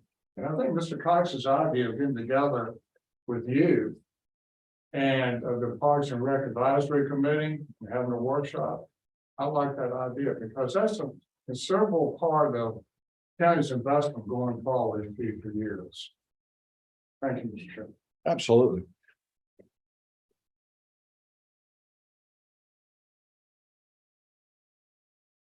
If there are no further questions for Parks and Recreation, next department is the Permit Center. For a total budget of $260,000, a roughly $15,000 increase. It stems from their operational ask, including certification pay, as well as a one-year temporary worker to assist in scanning paper plans, permits, things of that nature, for $15,000. Were there any questions for the Permit Center? Mr. Chairman. Mr. Cox. This thing got launched by Mr. Smither. We gotta have this. This is best thing since sliced bread. It may be. But we've never really sat down and looked at what's going on, the numbers behind this, okay? How many permits are being processed? How many people do we have? What is our capacity there? If I'm not mistaken, this year we celebrated because we issued our first permit electronically. In this day and time, we gotta, that's a nice start. Where is it going? I don't have any, we got 3 people, $260,000, and I don't know how it's functioning at all. And it may be wonderful. I just don't know. I'd like some help. Yeah, and we can get some similar to, I don't know, probably be some overlap with some of the information you'll request with the building department on volume, lead times, all of that. And what is changing over time, and then maybe we should have some standards that my friend over there is full of standards. Maybe we should have some standards that we're trying to meet, so that we can benchmark ourselves and understand where we are. If we're successful in this county on the economic development side, we will have more permits. And so we need to be prepared to fund that, and we need to know when that's going to happen. Thank you. Ms. Carmack. Similar to Mr. Cox, how's it running? It's been up a year, or how's it running? Is it, and I would think, have we heard any, improvement from contractors? Is Mr. Donovan happy with it? Does this fall technically under him or you? Under me. So It yeah, does fall under you. currently Okay. the whole community development there would be building official, over building inspections, of course, county administrator, planning director, over planning and zoning, environmental, of course, county administrator, and then permit center, who has the 2 front counter permit techs, reports to county administrator. Okay, so the same thing, to get an update on efficacy of it. Mr. Chairman. Mr. Williams. My comments are along the same lines as Mr. Carmack. I have nothing at this point to point to how well the permit center is accomplishing. I thought what the goal was to improve customer service. I talk to you about it. Are we improving customer service? Are permits getting out quicker? Are people getting them in an expedited fashion? Because that was the reason we had this dedicated position. So everybody's recollection. So I don't know how we're doing. Like Ms. Carmack and some other board members have commented. I'm operating in the dark here. But if we haven't met certain goals, I thought the goal was to get permits faster out to their customers, then we got a problem. I'll get you all some stats and real numbers and measurables. But my sense and what I've seen is that it's going well, and our lead times generally on review or permit issuance are better. But again, we're subject to spikes where it'll jump up, but generally we're able to hold it at a much better level, I believe. But that's just my feeling and looking at some numbers month to month. But we'll provide you with some tangible information on that. Good.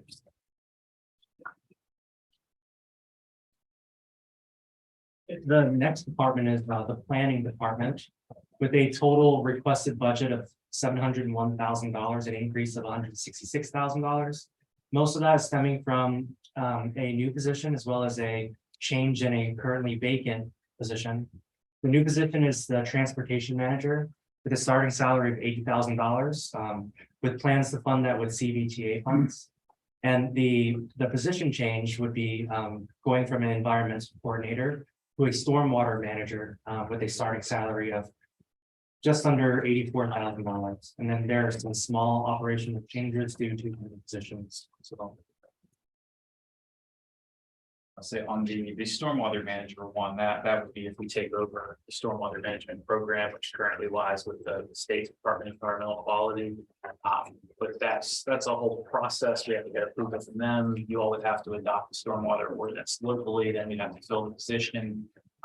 So with us still seeking to fill our planning director position, which I think would likely need to be done first. I don't know how likely it is we could accomplish this in this fiscal year, but it's something I think we should move to. Virtually every project, no matter how hard planning, building inspections, permit center work, even VDOT often is very good at expediting things for us. So many projects stop at DEQ, and then you can have up to 18 months or more of delays because of staffing issues they have there primarily. Also, we did not capture any revenue, did we, in this? That we would get a portion of stormwater fees that currently are being paid in the state. They still keep a piece of that, but we get the vast majority. I think it's 72% of that would come to the county. So there would be revenue to offset this from fees, as well as revenue be generating if we can expedite commercial development. So I think it's something we should look at and consider for the future, but again, being realistic, knowing how long it would take to build and staff that program, I'm not sure we'd even be able to accomplish it in this fiscal year, but something I think we should go to. Mr. Chairman, Yes, sir, Mr. Cox. let's talk about stormwater DEQ. I remember the discussion when the requirements came out. Okay, and we said we were not going to build our own stormwater management ordinance. That will require consultants, right? So it would. It's fairly complicated. Yeah, that's one way we can do it is, and there's three pieces to a stormwater program. There's the administration, which is just kind of the permitting, moving the paperwork, tracking it. Then there's the inspections, and then there's the plan review, and each one is certified separately. You could have somebody that's certified in all of those and does it all. Or you could have somebody who's certified to administer the program, maybe do inspections, and then send the plans out to a consultant. So there's a couple of different ways we could do it. And that's again part of what we'd be investigating. This would be to have somebody certified to do all of that, but then likely we would need to add in an inspector position because they'd be doing erosion sediment control and stormwater. The information that you provided about jobs said the impact is not funded. Continued delays by DEQ. So I assume those are bad and getting worse, or do we have any idea before we launch on a new one? Okay, and you know, if they're having problems, they're probably personnel problems, and that means we've got to find, you know, we're competing against them for bodies. So I'd like to have some idea if we're going forward with this. How is DEQ hurting us? And we're working now to meet with the relevant DEQ staff, as well as reach out to some other localities in the region and the state who run their own program, as well as some who have previously given back to the state. It goes both ways. There's localities currently trying to do what we're proposing to take it over, but there's also some who have had it who are giving it back to the state. So we want to learn from all of them. How's it going? What are the pros and cons? What can we learn? So we're we're looking at a potential consolidation of two counties with our emergency network, communications network. Have we looked at stormwater in the same way? Can we, whether it's Goochland or whether it's Chesterfield, is there something that we can do if it's this difficult and involved? Can we work together with another county and still provide the kind of service that it needs? That's, I believe technically that's an option that they allow, so we'll look into that. It's a good suggestion. Yeah, so we're not alone in this. Everybody is experiencing it. Thank you. Mr. Chairman, Yes, sir, Mr. Williams. Brett, you got down here a traffic engineer or traffic person. Is that a traffic engineer? I would expect they would be, you could have somebody who's a transportation planner. But I think it would be useful to have somebody who could help with some of the engineering and design and early concept work like that, which would be more of an engineer. So we could potentially fill it either way, pros and cons to each. But I'm envisioning somebody who is likely an engineer. I believe Goochland, who last year, the year before, added this position, and I'm pretty certain they have a transportation engineer. I think they, I think they do. yeah. How do you envision using that person, keeping them busy? Yeah, so part of it would be reviewing current developments. I think it would help expedite some of the VDOT review, as well as solutions. The Wawa that's ongoing now, that would be an example where it's largely been delayed by comments going back and forth between VDOT and the developer and VDOT and then adjacent property owner they need an easement from, and kind of circling around where if we had somebody who could be in the middle looking at technical solutions to the issues that could expedite development review like that. Also how to better address some of the issues. VDOT, as you're well aware, they only have to meet certain minimum standards, but there's always additional things, better solutions for traffic that we might be able to suggest if we had somebody who had that technical expertise in-house to propose those things during, whether it's a rezoning, conditional use permit, site plan. So part of it would be doing work on current development site plan. The other part would be helping us use our CBTA funding. So, we're getting about $2.5 million a year in local CBTA funding. And we have a roughly $1 billion list of projects in our long-term transportation master plan. But really no staff dedicated to that. And some of the projects that we're trying to move along, I struggle to find time to work with VDOT and the other agencies to move those along.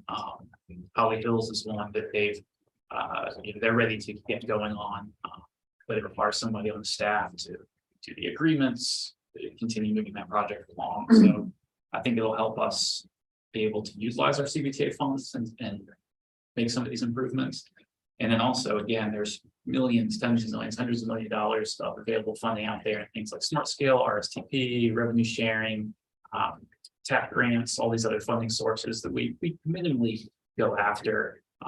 Again, primarily due to just not having staff time or resources to dedicate to them, where we can be leveraging our CBTA funding a lot better and not burning through that, bringing in state and federal dollars to make better use out of ultimately what is limited CBTA funding. So part of it, transportation project development, part of it going after that funding, part of it reviewing ongoing development. Well, the funding projects happen twice a year. We have to get applications into the TPO for the RSTP. And then, of course, we have Smart Scale. But those are specific points in time where we get in our projects. And of course, we've been using VDOT in the past to come up with, the cost estimates. Are you looking to this person to do what's being done in some localities where they're, coming up with their own cost estimates for these projects, if they're going to be locally administered? Yeah, I would think we probably not go to locally administered. Then this person, if they have to manage the actual bidding, procurement, construction, closeout inspections, all of that in transportation projects, once we get some of these rolling, that would probably be a full-time position itself, just to stay on top of administering them. So I think we continue to have VDOT administer those projects. Okay, so we take that off the table, so we're back to getting together the projects that we're going to submit, that are competitive with the PPO and the CBTA. When we submit those projects, then what? You know, okay, reviewing plans. Typically, when we need somebody, another person to comment on what we get from a traffic engineer from the applicant, for example, on Page Road. We've had those instances where, we thought we could maybe have benefited having somebody else look at it besides the applicant and VDOT. But we don't have many of those. In fact, I think this board's only had two. My recollection, I think one was on 60 and one was on Page Road. I'm just want to make sure that there's enough work here, for the person.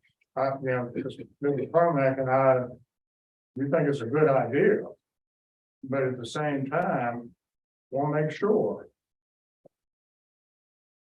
Mr. Riley, you think it's a good idea too? No, I don't. Well, I misspoke, but I think it's a good idea. But it has to be enough work there, to justify it. I mean, I can, like I said, I've pointed out, points in time where I can see a benefit to the county. But I'm trying to fill in, what is that person going to do the rest of the time? And one thing too, I'll say is. Previously, when I was directing community development, I was able to dedicate a lot more time to that. Once we fill that position, whether it's planning director, director of community development, especially if we look to somebody that has some transportation experience, that will be somebody who can do a lot more of this. Currently, we just don't have anybody with the transportation experience.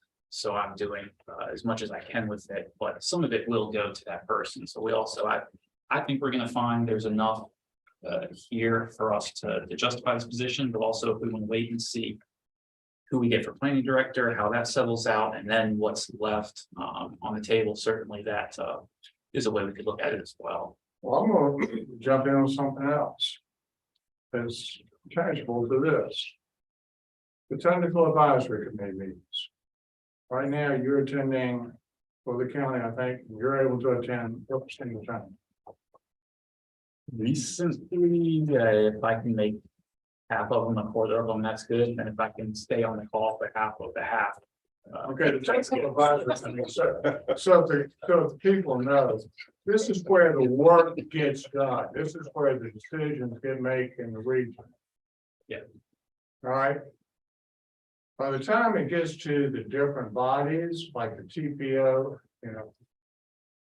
policy committee, decision has pretty much been made in the technical advisory committee. And that, the people from the different jurisdictions, from the 9 jurisdictions, just like in CVTA. So if you're not in the technical advisory committee meeting, advocating for your jurisdiction, you're going to lose out. So we've got a problem either way. Put aside this position. We need representation in the technical advisory committee where you'll always hear down there at CBTA or the TPO, well, we're going to refer this to the technical advisory committee. Then it'll come back as a recommendation for the policy board to approve. Because they're deferring to the quote experts for the technical advice to go forward. And if you don't have a seat at the table, you get left out. So it's important Powhatan has a seat at the table. Yeah, I agree. We need to be present and making sure we're representing particularly the rural interests in that group. So when I was in my former position, felt like I was able to dedicate ample time to be engaged in that and present. So Yeah. again, when we fill planning director, hopefully they will be able. But Brett, you don't have time. That's my point. You're the county administrator, so we're gonna have to address that. Somebody needs to be in that room, and somebody that has a planning background that knows something about transportation needs to be there in those meetings. I agree. You looking for another job, Mr. Williams? No, Already got to drive the buses. Yeah, Mr. Chairman, Yes, Ms. Um, Garland. I don't know if we have enough work to fill this individual's role. I think if we get a like I said in the email, I think we probably need to up our salary, get a community development director. Hopefully they have some transportation background. If we do have the grant writer technically could work with the TPO and the community development director to maybe facilitate some more of these transportation grants. So we would have maybe There'd be some overlap. there would be some overlap there. And as far as projects, I don't know if we have enough transportation projects going on. Yeah, and we have our on-call engineering program that we're using for Trenholm to help us design, come up with solutions for Route 60 and Trenholm. So that's also an option. Again, anytime with consultants, at a certain point, you end up spending so much, it's better to just pay and have somebody in-house, but we're not there yet. We can do more with those as well. Yeah, I'm at the same place with the commercial inspector as I am with this transportation manager. I don't think there's enough work there for it to go on right now. I think we can wait to be able to have a little bit more work in that. But I just don't think now's the time for it. Mr. Chairman, Yes, sir, Mr. Kennedy. it's about time for the canary to sing. I know. If we will have our public comment. Should we, hang on one second, if, to offer a suggestion, he leaves some people, some of it, should we just plow through the rest of these? I think we're gonna go on. No, he said that we would do this on Monday. You wanna carry them over till Or do Monday? you want- That's what he said on. Be the preference of the board, but yeah, we plan to have. What's that? I know mine is, I'm saying I'm good with Monday, I don't have the issue. I would like to have Brad here as we. Public safety. We have public safety. We plan to Public have Works. Parks and Rec Advisory Committee Monday. They're not going to make it now, so we've got a little bit of extra time on the agenda to go very soon.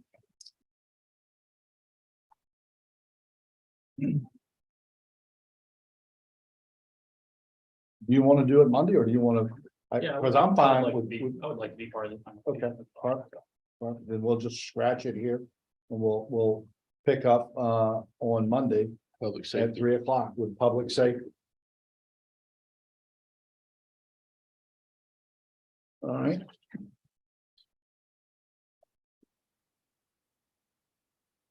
We'll go into public comment period. You have exactly 3 minutes to get it all said. Public comment period, floor is now open.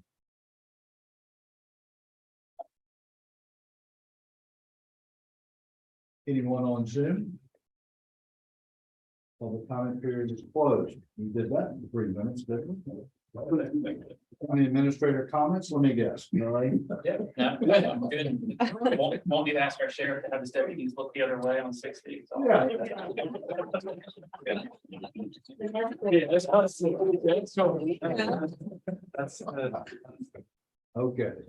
Board comments. PLI wants your resumes. I set mine. Good. I'm not even sure if I'm gonna wait. Okay. We're adjourned. That's my red.